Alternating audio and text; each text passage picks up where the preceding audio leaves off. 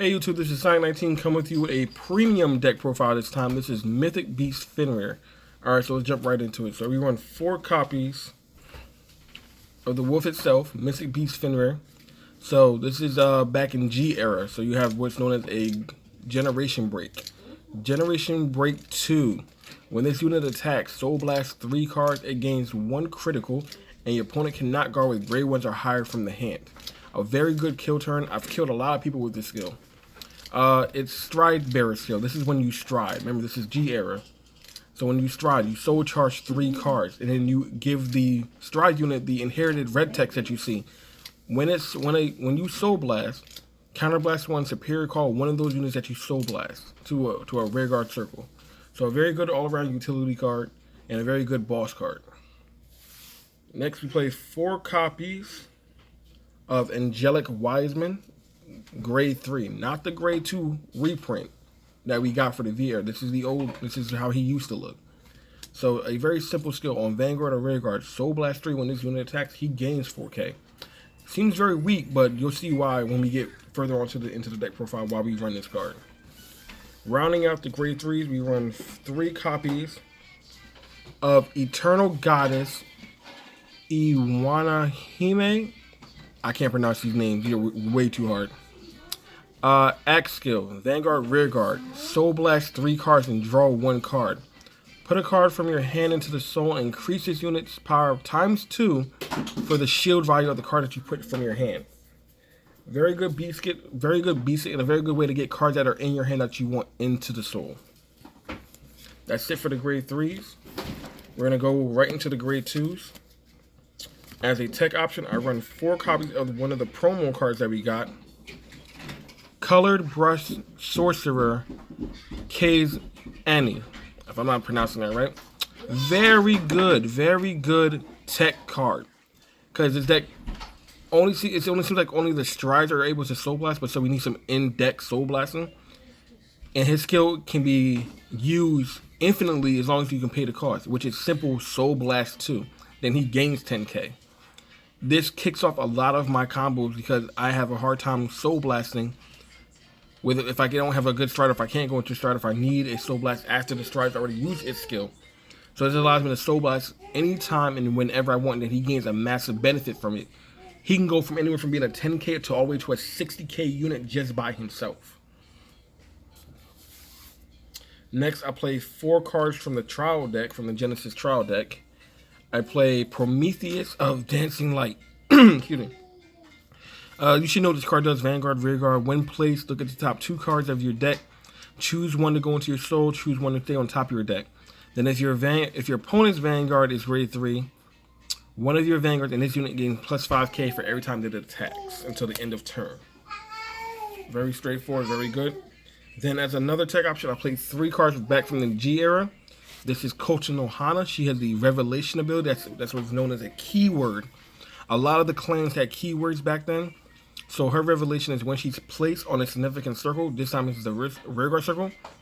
You can check the top card of your deck. Decide whether you want to keep it on top of your deck or put it into the soul. But if you put it into the soul, you have to rest a rearguard. Then her auto skill is whenever a card goes into the soul, she gains 1k. But if the card that was put into the soul is once they're due to a Revelation ability, she gains 2k instead. Then we're gonna go from the grade 2s right into the grade 1s. I play 4 copies of Cyrodiil of Loving Apris. If I'm not pronouncing it right, let me know down in the comments if I'm pronouncing it right. Simple skill. When placed, rest this unit. Then your Vanguard gains 10k. Then the next time you have the Soul Blast, minus it by 2. Very simple, but very strong for this deck. Next card is a G era card. Just like the last grade 2, this also has the Revelation ability, same skill. But then it also has a Soul ability. While it's in the Soul, you choose this card, choose one of your arrested rear guards, stand it, and give it plus 3k. Then if you have a Vanguard with Fenrir in this card name, soul charge 2 cards, then choose another one of your units and give it plus 3k. So you can give both abilities to the same card that you just stood and give it a total of 6k. But this allows you to gain a lot of power for a little bit of cost and also replenish your soul. My last grade 1, I play Witch of Oranges, Velenicia. Very simple, very straightforward again. When this card is put into the drop zone from your soul, soul charge 2. There's a lot of cards that soul blast. There's a lot of cards that can benefit from this, from having more cards go into the soul. So that's why we run her. Then we're gonna go right into our trigger lineup. So we play 4 draw PG, Goddess of Self-Sacrifice, Koshina Hide.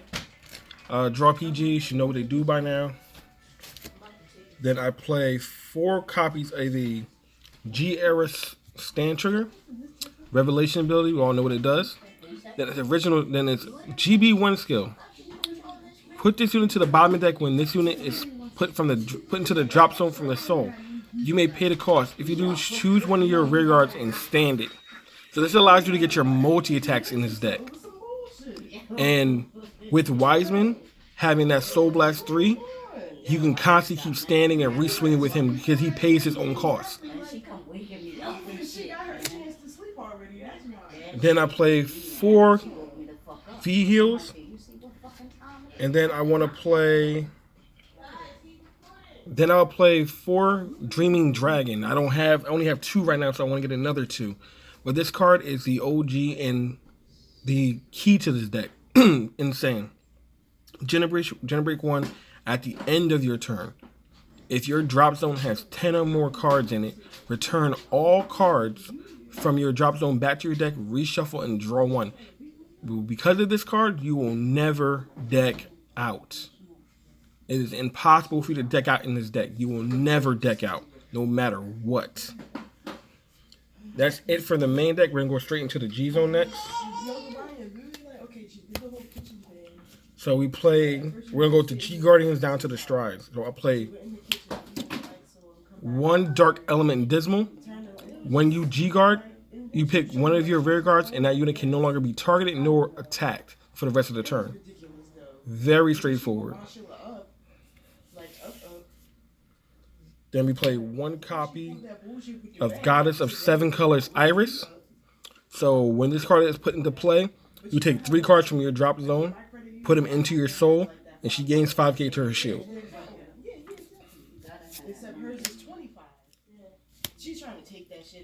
We play 1 Sky Dome Battle Maiden Hanasuki. So when this unit is placed, choose one of your rear guards, and if you have a card with the same name in your soul, she gains 10k to her shield value. Excuse me. We also play 1 Ultimate Regalia of Affectionate Erd. When this unit is placed, choose 4 cards from your drop zone with different grades. Put them into your soul, and then this unit gains 5k shield for each one that goes into your soul. And lastly, for the G-Guardians, I play 2 copies of Witch Queen of Accomplishment, Lori. So this is what's known as a Guardian Flipper. So this back towards late G. Generation Break 1. Choose one of your G-Guardians and turn it face up. Choose 2 or more with the same grade up to the total of 3 from your drop zone or soul, and return them to your deck. And then for each one that went back to your soul, this unit gains +5 shield. So now we're into the main strides. This is our GB8. So this is one of your kill turns if you ever get that far. Generation Break 8. That means you have to have 8 cards face up in a G zone. When this unit attacks, Soul Blast any number of cards.